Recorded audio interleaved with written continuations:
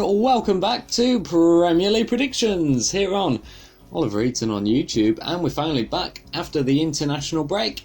But as always, we're going to look back to last week's predictions, or 2 weeks ago, and we did really crap again. We got 4 correct results, but all the rest, big fat red block there. We still got 6 this season though, so yeah, you be a judge of that. Meanwhile, your comments, some of you got a couple right. Our biggest score this week was 2, and that will be on the next page, but well done to the 2 people on here who got them right. And then this is where the scores really came. Thomas Welsh, Robert, Luciano, and Jay Davis. Well done, all 4 of you won this week, or last week, or whatever week it was. So thank you for predicting. We're going to go into this. Make sure you're coming down your predictions for this week. And let's start with week 9's games. Everton, West Ham, both teams. Well, Everton have been poor, aren't they? They're in the relegation zone. West Ham, their form has dipped down a bit, and I've gone for a 1-1. I think Everton, they'll want a reaction after this international break. West Ham, I think they're strong enough to compete against Everton, though. Villa won Norwich 5-1 or something like that before the break. They were against Brighton, who actually beat Tottenham, but I think Aston Villa will be more overpowering in this game, I do feel, and especially at home, the momentum, what they could have, I think they will come 3-1 winners here.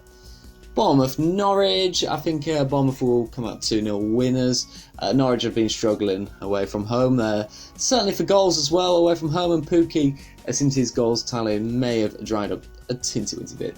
Bournemouth though, I think they'll come with a clean sheet here and 2 clear goals. Chelsea, Newcastle, Chelsea want to ruin Newcastle's form. They got that win against United, but who hasn't?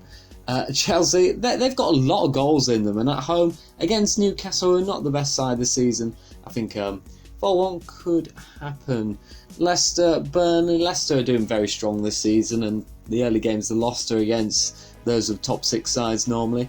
Burnley though, they're no pushovers, and it will be a tricky game. I think Leicester have that better quality. They will get that goal extra, and I think 2-1 it will be. Tottenham, Watford. Watford still around the bottom of the table. They're against Tottenham, who have had a really poor form, and I think Tottenham will be more refreshed after the international break. I think they'll try and build momentum from this game. So 2-0. Wolves, Southampton. Wolves have started picking up wins now. They've got a big win against City. They're against Southampton, who are a strange side. You never really know what to get from them, but then again, you don't know what Wolves will do against a non-top 6 team, so we'll stay with that. I think Man City will actually continue their strange form. Crystal Palace to draw 2-2. Palace, they're getting the wins, and they are grinding the points through.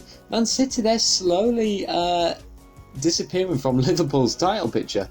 I've gone for 2-2. And talking of Liverpool, I've gone for them to beat Manchester United. I think Man United, they'll be up for this match. They'll want to try and silence the doubters from the season, but they're against a very, very, very tricky side, and I think Liverpool, they're just going to come to Old Trafford and not be scared one bit. The Blades take on Arsenal. I've gone for a 1-0 Arsenal win, and I think the Blades make their ground very tricky to come to. And Arsenal, they've got that quality up front. I think it'll be one of those games where, you know, there'll be little action, so I've gone for that 1-0. And that's finally where we end it. So make sure you do comment your predictions. I'll be going through them all, and we'll see who wins this weekend. And we'll reflect on how we did. Anyway, thanks for watching. If you're indigenous to our, bye-bye.